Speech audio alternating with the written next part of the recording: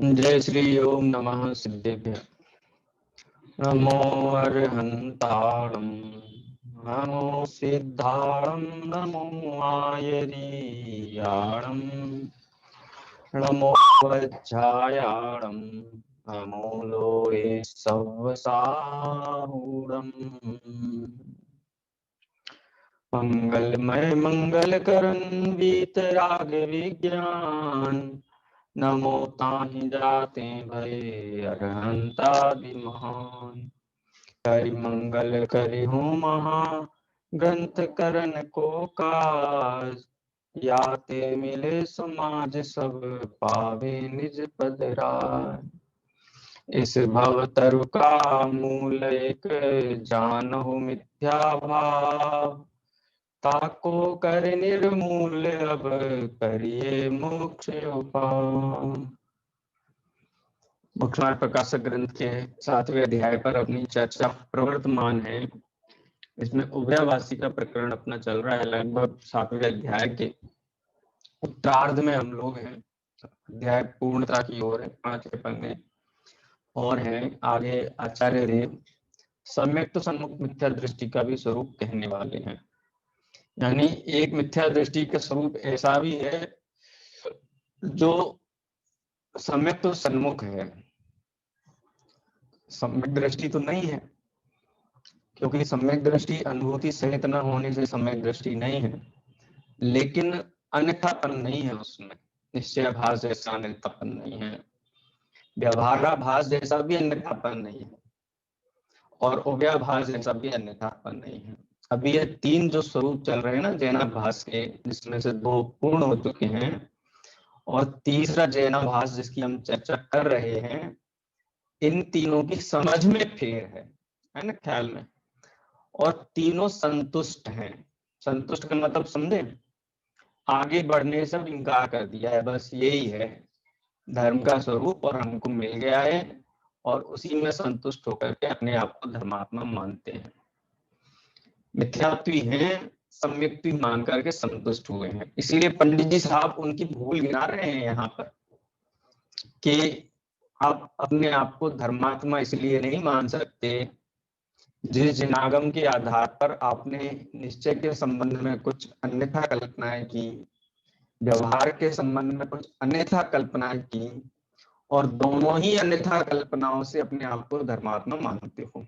अब चूंकि पंडित जी साहब ये कहते कि तुम नहीं हो, ऐसा नहीं कहते, क्यों नहीं हो ये कहते। ये पंडित ठोडरमल जी की विशेषता है। पूरा समझाते हुए बताते हैं कि क्यों नहीं है। क्यों? क्योंकि ये मान्यताएं जो तुमने पाल रखी हैं वो जिनागम के निरूपण के अनुकूल नहीं है। भूले पंडित जी साहब ने आगम के आधार से उनको भूल सिद्ध किया है। और इसी क्रम में आगे उभयवासी वाले के प्रकरण में ये बात आई कि किस प्रकार से निश्चयाभास है। निश्चयाभासी को सिद्ध समान शुद्ध मानता है, लेकिन जीव को और सिद्ध को जीवत्व पने, माने संसारी जीव को और सिद्ध जीव को जीवत्व पने की अपेक्षा से समान बताया था।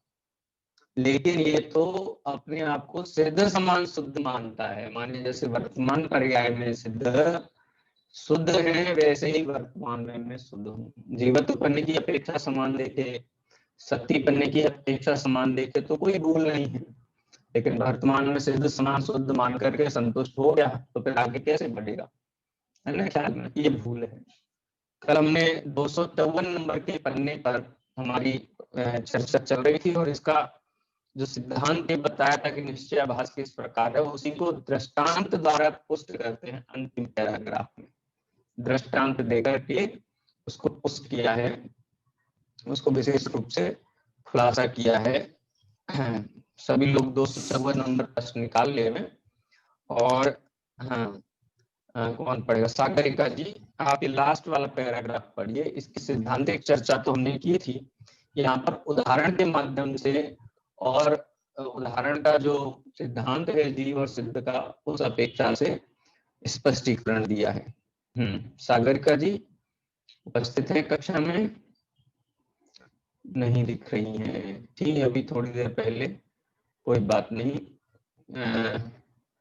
तो कौन पढ़ना चाहेगा? और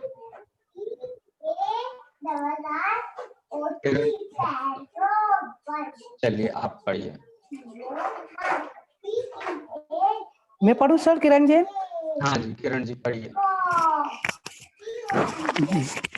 बैकग्राउंड में थोड़ी आवाज तो किस प्रकार है आपकी आवाज? मेरी आवाज आ रही सर? नहीं, आपकी तो आ रही है, आपके साथ और भी आवाजें आ रही हैं, ये कह रहा हूँ मैं। निकिता थोड़ा सा इनका मुंह बंद कर लेना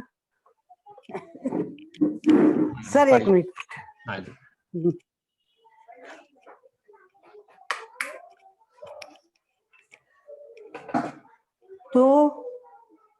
तो किस प्रकार है? जैसे राजा और रंक मनुष्य पने की अपेक्षा समान है, उसी प्रकार सिद्ध और संसारी को जीवत्व पने की अपेक्षा समान कहा है। केवल ज्ञान आदि की अपेक्षा समानता मानी जाए सो तो है नहीं। संसारी के निश्चय से मति ज्ञान अधिक है ही है, सिद्ध के केवल ज्ञान है। इतना विशेष है कि संसारी के मति ज्ञानाधिक कर्म के निमित्त से है, इसीलिए स्वभाव अपेक्षा संसारी में केवल ज्ञान की शक्ति कही जाए तो दोष नहीं है। जैसे रंक मनुष्य में राजा होने की शक्ति पाई जाती है, उसी प्रकार यह शक्ति जानना तथा द्रव्य कर्म नो कर्म उद्गल से उत्पन्न हुए हैं, इसीलिए निश्चय से संसारी के भी इनका भिन्नपना है, परंतु सिद्ध की भांति इनका कारण कार्य अपेक्षा संबंध भी ना माने तो भ्रम ही है। तथा भाव कर्म आत्मा का भाव है, सो निश्चय से आत्मा ही का है, परंतु कर्म के निमित्त से होता है, इसीलिए व्यवहार से कर्म कहा जाता है। तथा सिद्ध की भांति संसारी के भी इरादादिक न मानना, उन्हें कर्म ही का मानना, वह भी भ्रम है। ठीक है, यहाँ पर इस प्रकार दृष्टांत के माध्यम से पूछ गया कि निश्चयवासी वर्तमान में सिद्ध समान शुद्ध मानता है, वर्तमान में केवल ज्ञान आदि सहित मानता है। सिद्धपना प्रकट इसलिए नहीं होगी नहीं है क्योंकि 8 कर्मों का आवरण है, तो 8 कर्मों में तो मैं कुछ कर नहीं सकता हूँ क्योंकि वो तो पर द्रव्य है, इसलिए मेरा तो कुछ कर्तव्य है नहीं। तो जब अलग होने होंगे तब हो जाएंगे और मैं सिद्धत्व को प्राप्त हो जाऊंगा, ऐसा जान करके स्वच्छंदी हो जाए। प्रत्यक्ष रागादि से ये तीनों ही पॉइंट ले लिए जो हमने निश्चयवासी के प्रकरण में पढ़े थे। सिद्ध समान शुद्ध वाला भी पॉइंट लिया, केवल ज्ञान स्वभाव मानता है, और तीसरा रागादि से रहित मानता है। तो दृष्टांत किसका दिया? राजा का और रंक का। राजा और रंक समान है कि नहीं है? यहाँ मनुष्य है, दोनों के 2 हाथ 2 पैर आदि होते हैं, हाँ, और रंक पुण्य का उदय हो या फिर वो श्रम करे, उस प्रकार से मेहनत करे, तो वो भी राजा बन सकता है, ये संभावना हमेशा है ना। तो मनुष्य तो पने की अपेक्षा और शक्ति अपेक्षा समान रहे थे, लेकिन ये व्यक्ति अपेक्षा समान मानता है, तो इसकी भूल है। क्यों? क्योंकि रागादि तो प्रत्यक्ष है, मति ज्ञानादि भी है, और वर्तमान में संसारीपना भी है, ये तीनों भी सत्य हैं, लेकिन वो स्वभावभूत नहीं है, इसलिए वो भिन्न है ऐसा कहा। और अगर ये भिन्नत्व को पुरुषार्थ के द्वारा सिद्ध कर लेता है तो सिद्ध के समान हो जाता है। ये उसकी यहाँ पे भूल है, उसको दृष्टांत के माध्यम से स्पष्ट किया है। पिछले अपनी चर्चा में इसका हमने सिद्धांत देख लिया था। इसमें किसी का कोई प्रश्न होगा, कोई वाक्य वगैरह ख्याल में नहीं आया हो तो आप पूछ सकते हैं, नहीं तो अपन आगे बढ़ेंगे। ठीक है,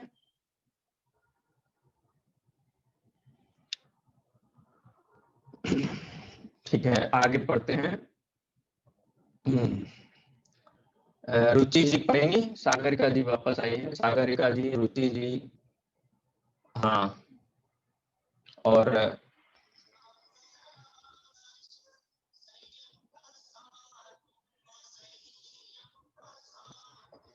आवाज पहुंच रही है मेरी? जी सर।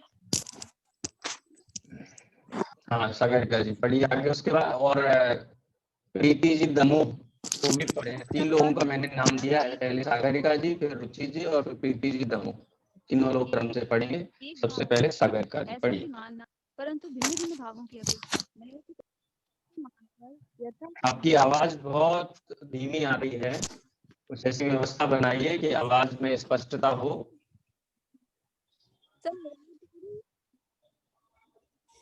सर आवाज आ रही है? कौन रुचि जी पढ़ रही थी? हाँ सर आवाज आ रही है। हाँ पढ़िए। हाँ अभी आ रही है, थोड़ा आवाज स्पष्ट है तो अच्छा रहेगा। पढ़िए।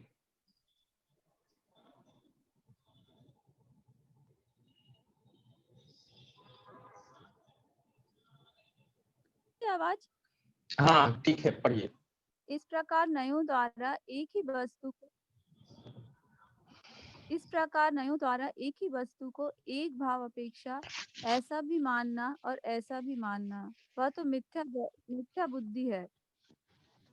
परंतु भिन्न भिन्न भावों की अपेक्षा नयों की प्ररूपणा है, ऐसा मानकर यथासंभव वस्तु को मानना सो सच्चा श्रद्धान है। इसलिए मिथ्या दृष्टि अनेकांत रूप वस्तु को मानता है, परंतु यथार्थ भाव को पहचान कर नहीं मान सकता, ऐसा जानना तथा इस जीव का अंगीकार पाया जाता है, सो व्यवहार से ये भी मोक्ष के कारण है, ऐसा मानकर उन्हें उपादेय मानता है। सो जैसे पहले केवल व्यवहारालंबी जीव के था, वैसे ही यथार्थपना जानना है कि यथा योग व्रतादि क्रिया तो करने योग्य है, परंतु इसमें ममत्व नहीं करना। सो जिसका आप करता हो उसमें ममत्व कैसे नहीं किया जाए। आप करता नहीं है तो मुझको करने योग्य है, ऐसा भाव कैसे किया। और यदि करता है तो वह अपना कर्म हुआ, तब कर्ता कर्म संबंध स्वयं भी हुआ। सो ऐसी मान्यता तो भ्रम है। एक सेकंड, तो 3 कैसे पैराग्राफ है? हो गए। हाँ बाहर व्रतादिक हैं, हाँ वे बस तो बस शरीरादि परद्रव्य विश्लेषण की कर ले। आश्रित रुचि हैं। जी आवाज पहुंच रही है मेरी?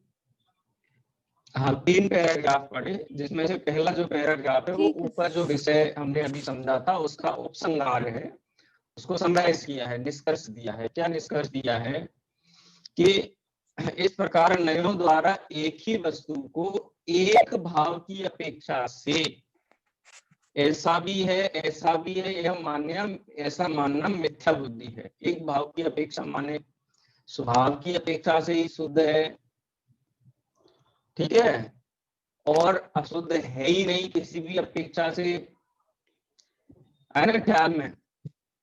तो ऐसा नहीं मानना, स्वभाव की अपेक्षा से शुद्ध है, और वर्तमान जो संयोगिक भाव है और एक भाव है वो भी जीव में है, उस अपेक्षा से जीव अशुद्ध है।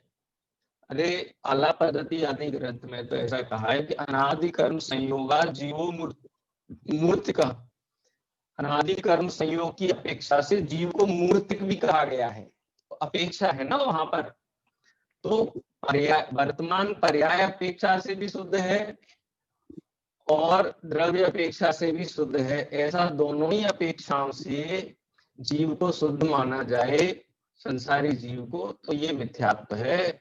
क्योंकि पर्याय अपेक्षा या संयोग और भाव की अपेक्षा से तो जीव में अशुद्धि है ही, मति ज्ञानादि भी है, रागादि भी है और अपूर्णता भी है।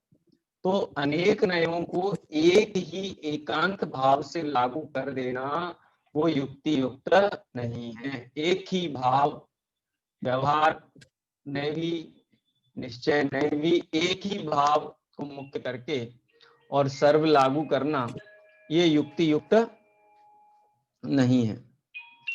ठीक है, ये पहला पैराग्राफ है। अब यहाँ से प्रकरण शुरू होता है आगे। अभी तो निश्चय उभयाभास की, निश्चयाभास संबंधी मान्यताओं का विश्लेषण हुआ, क्योंकि उभयाभास का ना, उभयाभास में दोनों गर्भित है, निश्चयाभास भी है और व्यवहाराभास भी है।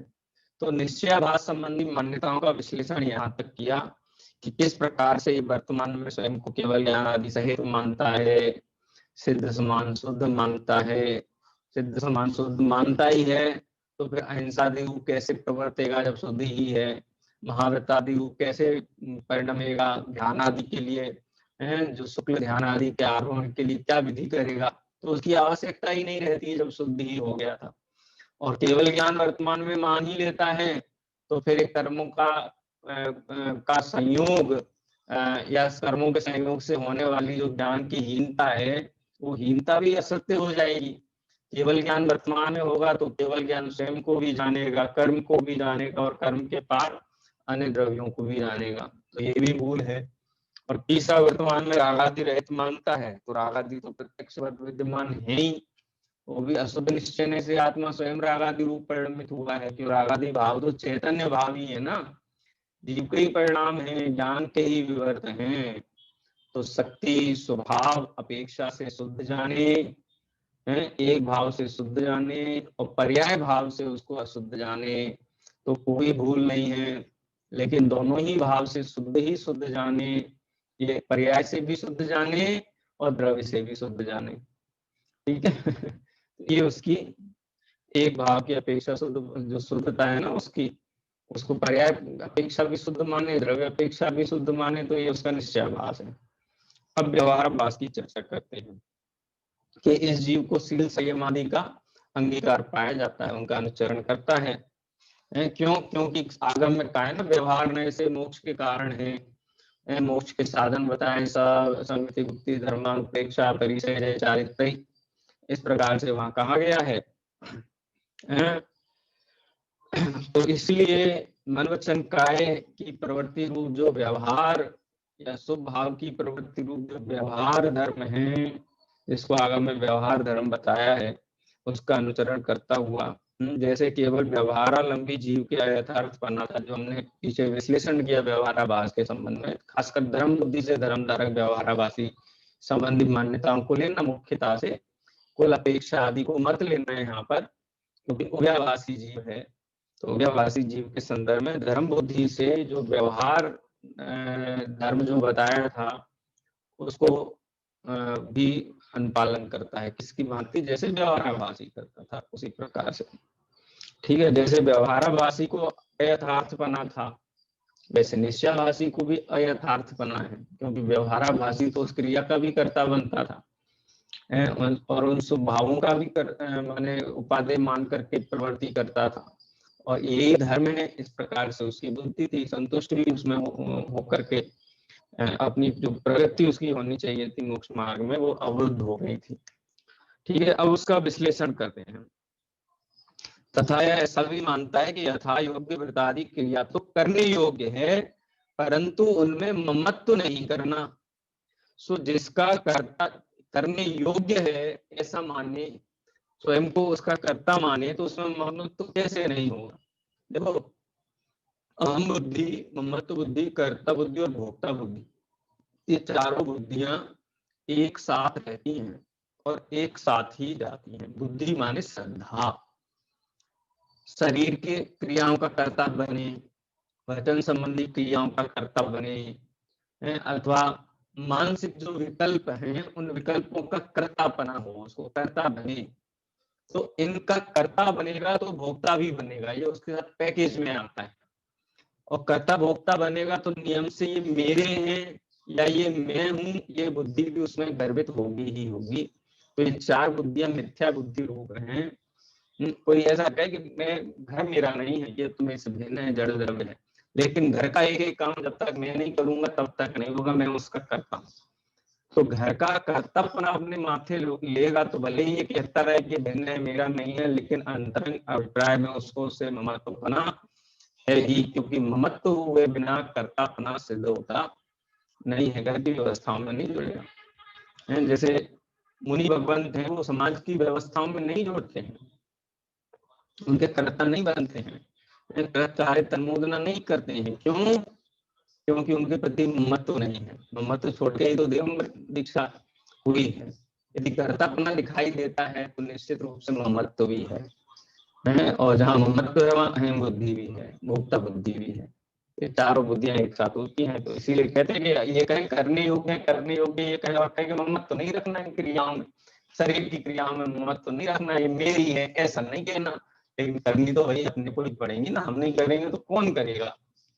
तो देह को अपना माने बिना, उसका कर्ता हुए बिना नहीं, जब उसका कर्ता बनेगा तो उसको अपना मान के ही कर्ता बनेगा। तो ये पंडित जी साहब ने दोनों का सहभावीपना बताया। मनोवचन का है कि क्रियाएं बाह्य व्रत आदि का संचालन ये मैं करूंगा तो होगा, ऐसी मत बुद्धि उनमें उपादेय बुद्धि ज्ञानियों को नहीं होती है। ज्ञानियों की प्रवृत्तियां कैसी हैं, ये समझने लायक बिंदु है। इस पे बहुत कंफ्यूजन रहता है हमको कि फिर कैसे होती हैं, कैसे करते हैं, कैसे होती हैं। अंतरंग में कसाय भाव का अभाव होने से सहज होती है ना, ख्याल में ये है उसका मूल मंत्र। उसके लिए किसी माथे पे कर्तापन लेने, जो सज्जन व्यक्ति है, सज्जन व्यक्ति, बहुत सज्जन व्यक्ति है, बहुत विनम्र व्यक्ति है, उसके यहाँ कोई भी जाए तो कोई दूसरा भाव है नहीं, सज्जनता का भाव है, वात्सल्य का भाव से आ जाता है। तो सोच सोच के करता हूँ ना, जब कोई आएगा उसके प्रति मुझे अच्छा व्यवहार करना है, सज्जन रहना है, वात्सल्य प्रदर्शित करना, वो अच्छा है ना हृदय से। तो ये अब सज्जन है तो उसके घर जाए तो फिर ये कहेगा कि मैं सज्जन हूँ ना, तो मुझे इसके लिए पानी पूछना चाहिए, इसको आदर से बिठाना चाहिए, है उसकी कुशलता पूछनी चाहिए। तो ऐसे एक एक क्रिया का करता होकर के उन क्रियाओं का पालन करता है कि उसके हृदय का वात्सल्य के कारण ये क्रियाएं सहज होती हैं। और कोई कहे कि आप इतना श्रम कर रहे हो, इतनी मेहनत कर रहे हो, बार बार मेरे लिए उठ रहे हो, बोले कहाँ, कुछ भी तो नहीं कर रहे हैं।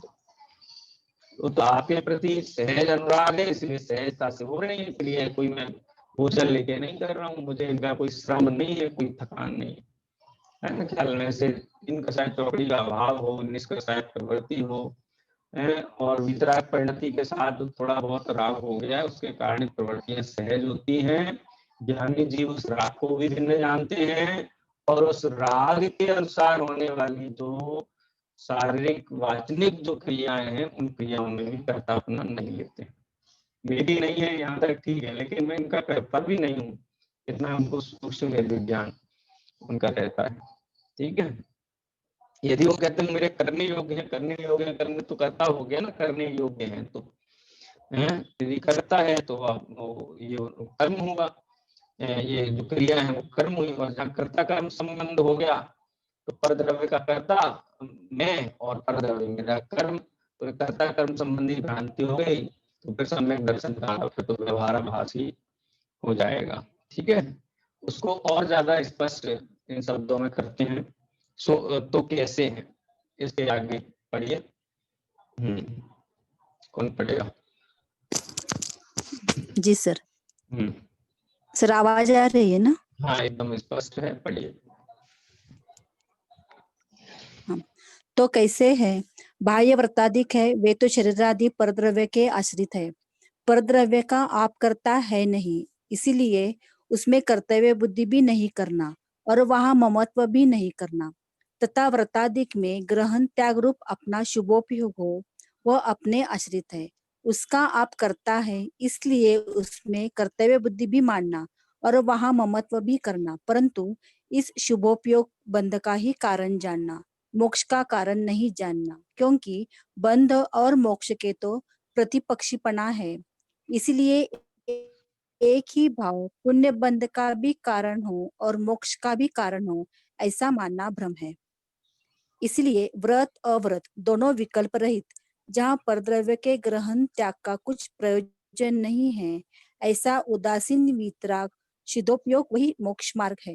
तथा निचली दशा में कितने ही जीवों के शुभोपयोग और शुद्धोपयोग का युक्तपना पाया जाता है। इसीलिए उपचार से व्रताधिक शुभोपयोग को मोक्ष मार्ग कहा है। वस्तु का विचार करने पर शुभोपयोग मोक्ष का घातक ही है, क्योंकि बंध का कारण वही ही मोक्ष का घातक है, ऐसा श्रद्धान करना। हाँ बस यही तक है। देखो ऊपर वाली ये पैराग्राफ है, इतना पंडित जी साहब की लेखनी स्पष्ट है। देखो दो भेद विज्ञान बताए यहाँ पर, एक भेद विज्ञान कराया परद्रव्य से और दूसरा भेद विज्ञान कराया अपने भावों से। देखो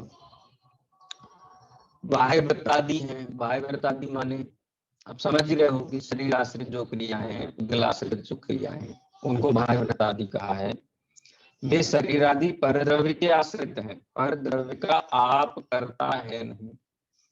मैं कक्षा लेता हूँ, मैं आपको समझाता हूँ, मैं उपदेश देता हूँ, तो ये उपदेश तो भाषा वर्गणा है, इसका कर्ता बने तो क्या है, एक द्रव्य दूसरे द्रव्य का कर्ता हो गया, एक द्रव्य दूसरे द्रव्य को प्रभावित करने वाला हो गया। जबकि वस्तु में ऐसी व्यवस्था है कि प्रत्येक द्रव्य का प्रत्येक गुण प्रति समय अपने उत्पाद में प्रभावित करता है, प्रत्येक द्रव्य करता है। यदि मैं पुद्गल के भाव का कर्ता बनूंगा तो मेरा उत्पाद में द्रव्य कौन करेगा,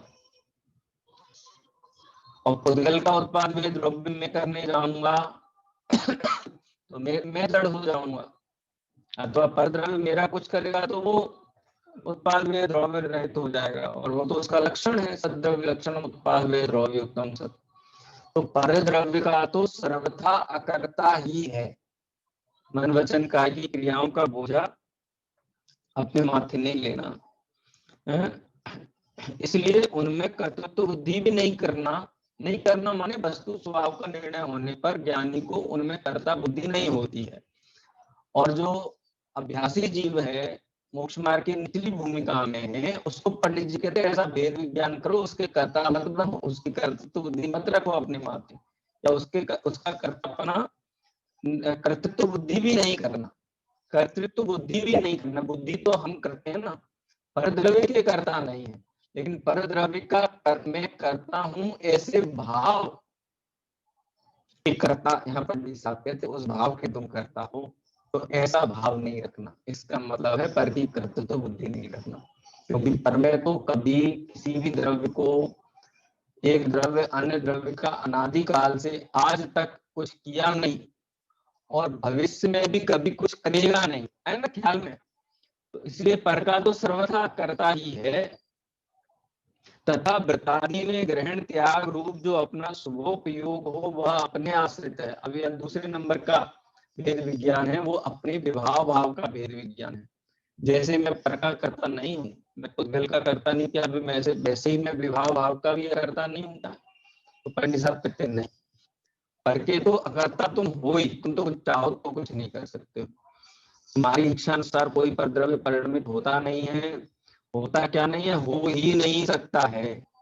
लेकिन परद्रव्य के लक्ष्य से होने वाले शुभोपयोग के तुम करता हो, उन शुभोपयोग भाव होते हुए शुभोपयोग भावों के संबंध में भी कैसा भेद विज्ञान रखना कि ये शुभोपयोग रूप भाव है, ये मेरे हितकारी नहीं है, ये मुझे सुखी करने वाले नहीं है, ये रत्नत्रय का कारण नहीं है, ये मुझे मोक्ष ले जाने वाले नहीं है। इस प्रकार से होते हुए शुभाशुभ भावों में भी ये बुद्धि रखना। तो दोनों ही बातें हो गई, पर द्रव्य का कर्ता कहा, अपने भावों का कर्ता कहा, अपने विकारी भावों का कर्ता यहाँ पे कहा। अब विकारी भावों का अकर्ता कैसे हो, तो कहे कि ज्ञाता रहो तो अकर्ता हो, और उनको उपादेय मानो, होने योग्य मानो तो तुम करता हो। उनका भी अकर्ता होने के लिए ज्ञाता रहना। जैसे ज्ञानी कहता ना, उपयोग में उपयोग है, क्रोध आदि में उपयोग ना, जो समय की गाथा है ना, 181 82 83 3 गाथाएं हैं, अभी आपके आएंगी कोर्स में आगे शायद।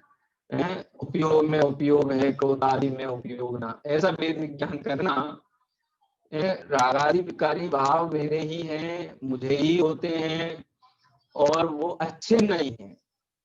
अगर ऐसा कहे होते ही नहीं है तो होते ही नहीं है तो ये तो सत का अपलाप हो गया, होते हैं।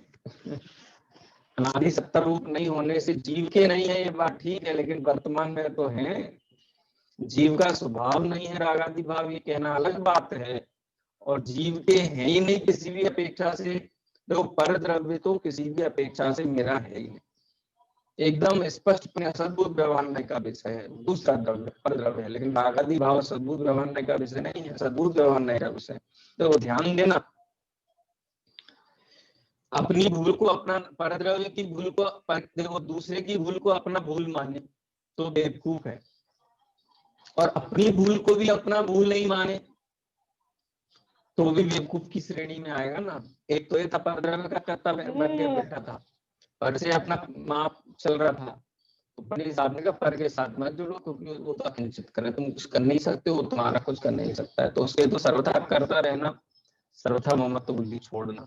लेकिन रागादि विकारी भाव ये अपने हैं, तो इनका तो कर्ता आप स्वयं हैं, ये मेरे भाव हैं, ऐसा उसमें ममत्व करना भी पंडित साहब स्थापित करते हो। कितना बढ़िया सेंटेंस है। मैं वाक्य पढ़ता हूँ, ये मैं इसलिए ज्यादा हाईलाइट कर रहा हूँ उस पैराग्राफ को। ऐसी सूक्ष्म बातें, सूक्ष्म भेद विज्ञान जागृत करने वाली बातें बहुत मैंने बहुत सेंटेंसेस के बाद आती है, और इस संबंध में भ्रांतियां बहुत रहती है अपने चित्त में। जैसे पर से भेद विज्ञान करना, वैसे राग आदि से भेद विज्ञान करके फिर तो निश्चयभाषी हो गया। पर का मैं करता नहीं हूँ, पर का मैं करता नहीं हूँ, राग भी मेरा नहीं है ही नहीं, तो है ये वर्तमान में किसका है? ज्ञानी के लिए वो भेद ज्ञान करता है कि रागादि भाव का भी मैं ज्ञाता हूँ, है मेरे भाव, लेकिन ये मेरा स्वभाव नहीं होने से ये मेरे नहीं, स्वभाव नहीं होने से मेरे नहीं है, लेकिन वर्तमान विभाव होने से, वर्तमान परिणमन होने से तो मेरे नहीं। वृत्तादि में ग्रहण त्याग रूप अपना स्वरूपयोग हो, वह अपने आश्रित है, उसका आप करता है, इसलिए उसमें कर्तृत्व बुद्धि भी मानना और वहां ममत्व भी रखना।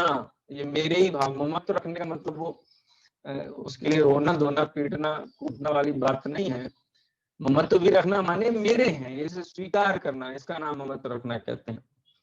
परंतु इस शुभोपयोग को बंध का ही कारण जानना, मोक्ष का कारण नहीं जानना, क्योंकि बंध और मोक्ष के तो प्रतिपक्षी पना है। ये जो इनके बाह्य व्रतादि पालन रूप का जो शुभोपयोग रूप भाव है, इन शुभोपयोग रूप भावों से भेद ज्ञान कैसे करना कि ये भाव हितकारी नहीं है। हितकारी मानेगा तो क्या करेगा? में रुक जाएगा, ठीक है। अहितकारी है, अहितकारी है ऐसा मान करके उनको छोड़ दें कि छोड़ेगा तो कहाँ जाएगा? ये तो कही ना कि अव्रतादि प्रवर्तन करेगा तो और महाबुरा होगा, फिर तो करने योग्य नहीं है। जैसे एक एग्जांपल दिया था, हाँ मैंने एक एग्जांपल दिया था, जैसे कोई व्यक्ति किसी कस्बे से गांव से नगर में आया, अच्छे समाज का, जैन समाज का भद्र व्यक्ति है, अब उसको एक भद्र एक कुलीन व्यक्ति को रोड के किनारे रहना योग्य नहीं है, तो क्या करे कि कोई उचित आश्रय ढूंढे, किसी के यहाँ मंदिर के पास में किसी सज्जन साधर्मी के घर में एक कमरा किराए में लेकर के रहे।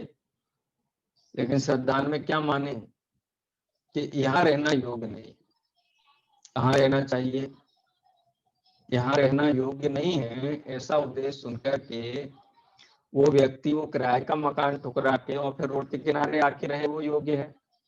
यहाँ रहना योग्य नहीं है। उसका मतलब ही ये है कि वो व्यक्ति श्रम करके एक अपना स्वाश्रित माने उसका स्वयं का एक मकान खड़ा करके और वहां रहे जा करके, उसके चित्त में भी निरंतर यही चलता है। ऐसे ही ज्ञानी जीव वर्तमान में होते हुए राग आदि भावों का स्वयं को करता तो मानते हैं, या मेरे भाव है, इस प्रकार से उन भावों में ममत्व भी है। ममत्व माने मेरे हैं ऐसा, वो ममत्व बुद्धि वाला ममत्व नहीं, क्योंकि ज्ञानी को मिथ्या बुद्धियां नहीं होती है। लेकिन ये भाव मेरे हितकारी नहीं है, मैं तो मोक्ष का राही हूँ, मुझे तो मुक्तिपुरी जाना है, तो वहां ये भाव मुझे लेकर के नहीं जाएंगे, ऐसा उनसे वेद विज्ञान रहता है। तो दोनों में परद्रव्य से वेद विज्ञान में और रागादि से वेद विज्ञान में अंतर है, ये अंतर हमें पहचानना चाहिए। इस शुभोपयोग को बंध का ही कारण जानना, मोक्ष का कारण नहीं जानना, क्योंकि बंध और मोक्ष के तो प्रतिपक्षी बना है, दोनों विरुद्ध हैं। इसलिए एक ही भाव पुण्य बंध का भी कारण हो और मोक्ष का भी कारण हो, ऐसा मानना भ्रम है। ठीक है, दोनों से वेद विज्ञान कराया यहाँ पे। इसलिए व्रत अव्रत दोनों विकल्प रहित, जहां परद्रव्य के ग्रहण त्याग का कुछ प्रयोजन नहीं है, ऐसा उदासीन वीतराग शुद्धोपयोग वही मोक्ष मार्ग है। व्रत अव्रत दोनों ही क्यों लिए यहाँ पर? व्रत और अव्रत, व्रत देखो यहाँ चतुर्थ गुण स्थान व्यक्ति जीव भी आ गया, और पंचम गुण स्थान व्यक्ति छठे गुण स्थान और उससे आगे के गुण स्थान वाला जीव भी आ गया। इसलिए व्रत अव्रत दोनों विकल्प रहित, जहां परद्रव्य के ग्रहण त्याग का कुछ प्रयोजन नहीं है, जहां परद्रव्य में कुछ करना, कुछ बदलना है, भोजन नहीं करना, ऐसे बैठना, ऐसे खड़े होना, ऐसे बोलना, इन सारी व्रत अव्रत रूप क्रियाओं का कर्ता बन करके परिणमन नहीं करता है, इसलिए वो विकल्प रहता है उन क्रियाओं के प्रति। और उदासीन वीतराग भाव रूप परिणमित होता है। अब वो वीतराग भाव रूप उदासीनता कितनी है, जितनी कसाय गई अनंतानुबंधी के द्वारा। अनंतानुबंधी कसाय के योग के अभाव के कहना चाहिए कि समकक्ष या उतनी योग्य यथा योग्य उसको उदासीनता रूप वीतराग भाव है। नहीं तो ये बात कैसे भजन में दौलत राम जी कहते हैं, छिन्न मुहूर्त जगधारी की मोहरी तिलक है अटापटी, बाहर कृत दुख भोगे अंतर सुख सटागति। ऐसा कैसे हो यदि उदासीन वितराग भाव नहीं हो तो। भरत जी घर में ही बैरागी, भरत जी घर में ही बैरागी, वचन आदि हम बोलते कि नहीं बोलते। तथा निचली दशा में कितने ही जीवों के शुभोपयोग और शुद्धोपयोग का युक्तपना पाया जाता है, इसलिए उपचार से वृत्ताधिक शुभोपयोग को मोक्ष मार्ग कहा है। शास्त्र में सहकारी है ना, सहकारी है, क्योंकि कितने ही जीवों को निचली भूमिका में, चतुर्थ गुण स्थान में, पंचम गुण स्थान में, छठे गुण स्थान में भी शुभोपयोग और शुद्ध परिणति ये दोनों साथ साथ चलती हुई दिखाई देती है।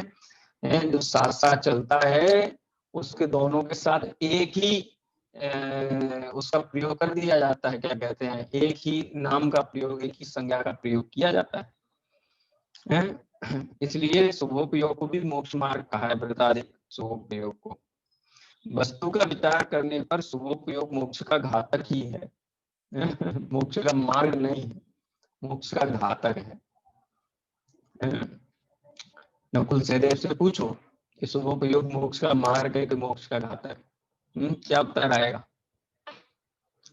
बात करने का मौका मिलेगा नहीं, लेकिन विचार तो उनको चलता होगा ना। 33 सागर तक वहां विराजमान है, तो क्यों विराजमान है सर्वसिद्धि आदि में, क्यों सिद्धालय में विराजमान नहीं है? आर्य बाल के बराबर सिद्ध सलाह रहेगी, वहां जाकर के विराजमान है। अगर सम्यक दृष्टि है तो ये जानते होंगे ना कि ये मेरे मोक्ष का 33 सागर डिले किसने किया। 33 सागर और प्लस जितना भी काल होगा, ये डिले क्यों हुआ, ये देरी क्यों हुई? क्या स्वभाव ने मुझे सहयोग किया या घात किया? शुभोपयोग तो मोक्ष मार्ग का घातक ही है।